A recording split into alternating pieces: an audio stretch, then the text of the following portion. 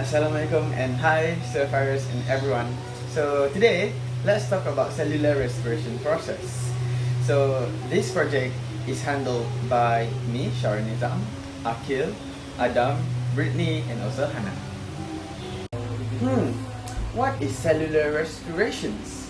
According to National Geographic 2020, respirations is defined as a process of obtaining energy to perform the daily functions via the metabolism of food in the form of glucose.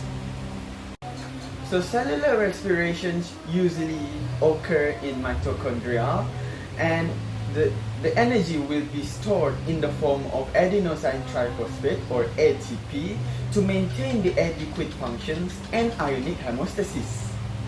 So the pictures on my right shows all the processes involved in the cellular respirations.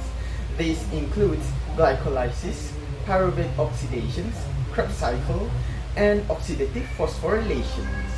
So let's take a look one by one. Glycolysis is the stage that converts glucose to pyruvate through 10 steps. Firstly, a more reactive glucose 6-phosphate is formed from glucose when ATP transfers a phosphate group to it.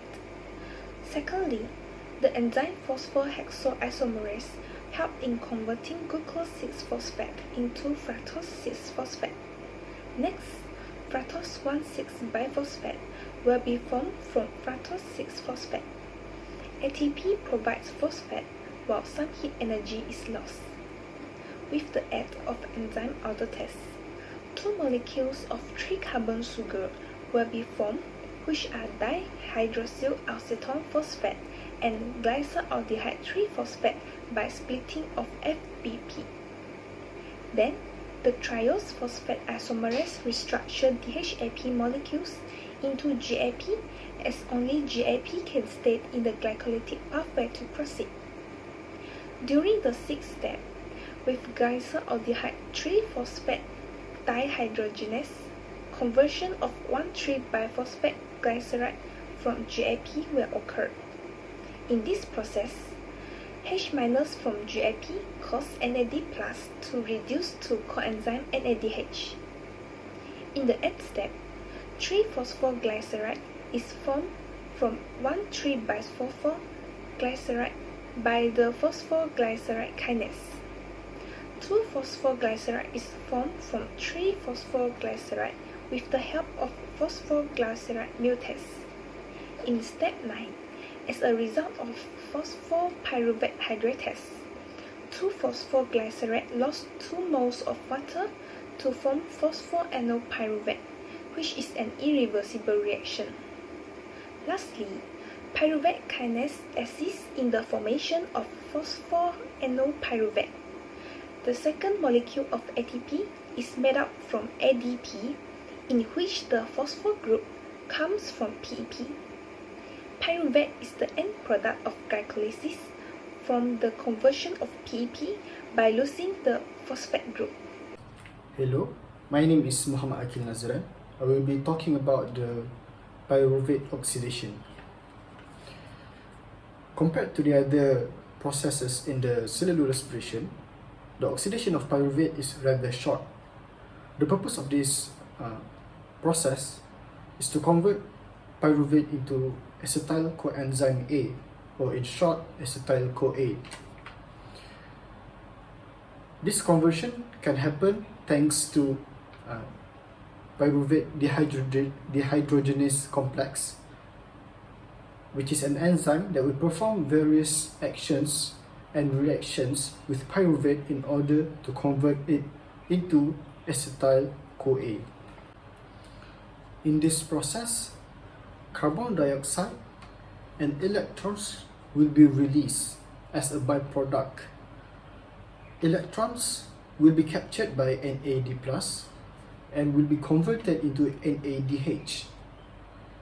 This NADH will be later be used in the later processes of cellular respiration. Ultimately, the pyruvate will be converted into coenzyme A and will be ready to be used in the next process. The citric acid cycle occurs in the matrix of the mitochondria. Almost all of the enzymes that involve in citric acid cycle are soluble, with an exception of succinate dehydrogenase, which is situated in the inner membrane of the mitochondrion.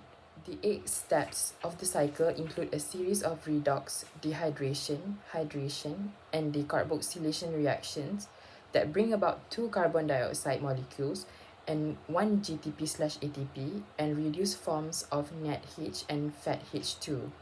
The first step is a condensation step. It merges acetyl group from acetyl-CoA with an oxaloacetate molecule to form a 6-carbon molecule of citrate. CoA is attached to sulfhydryl group and dissociated to eventually combine with another acetyl group.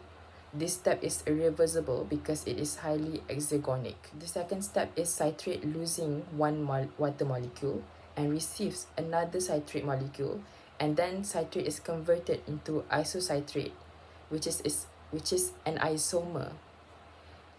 In step 3, isocitrate is oxidized, producing alpha-ketoglutarate, a molecule of CO2 and 2 electrons, which reduce NAD+ to NADH. This step is also regulated by means of negative feedback from ATP and NADH. For step 5, a phosphate group is being substituted for CoA and a high energy bond is formed. This energy later is used in substrate level phosphorylation during the conversion of the succinyl group to succinate. Step 6 is a dehydration process that changes succinate into fumarate. Water is fused to fumarate during step 7 and malate is gained. The final step in the citric acid cycle reproduces oxaloacetate by the oxidation of malate. Hannah, and I will be discussing on the final step in cellular respiration pathway called oxidative phosphorylation. It is named oxidative phosphorylation because the production of adenosine triphosphate, or ATP, relies on the redox reaction, which occurs in the inner mitochondrial membrane through the electron transport chain. Electron transport chain is made up of a series of proteins called complex 1, complex 2, complex 3, and complex 4, as well as some other electron carrier proteins called ubiquinone and cytochrome C. This reaction requires electrons which are donated by NADH and FADH2 molecules. These molecules are produced in the earliest stage of the cellular respiration pathway. So in complex 1, NADH molecules will donate 2 of its electrons and becomes NAD+. These electrons will then be carried from complex 1 to complex 3 by ubiquinone, and then it will be carried from complex 3 to complex 4 by cytochrome C. In complex 4, these electrons will combine with oxygen and also hydrogen ions to form water. Similar process happens to FADH2 molecules, which is the second type of electron donors. In complex 2, FADH2 molecules will donate 2 of its electrons and becomes FAD+. The electrons then go down the electron transport chain and carried by ubiquinone and cytochrome C. As all of these electrons passes through each of these protein complexes, these protein complexes will pump out protons from the mitochondrial matrix into the intermembrane spaces and creating an electrochemical gradient. Finally, these protons then flow back down the electrochemical gradient through a protein called ATP synthetase, or its other name, complex 5. And for every 4 protons that flow through ATP synthetase, 1 molecule of ATP is produced. Adenosine triphosphate, or ATP, is a primary source of energy for cellular metabolism and storage for cells.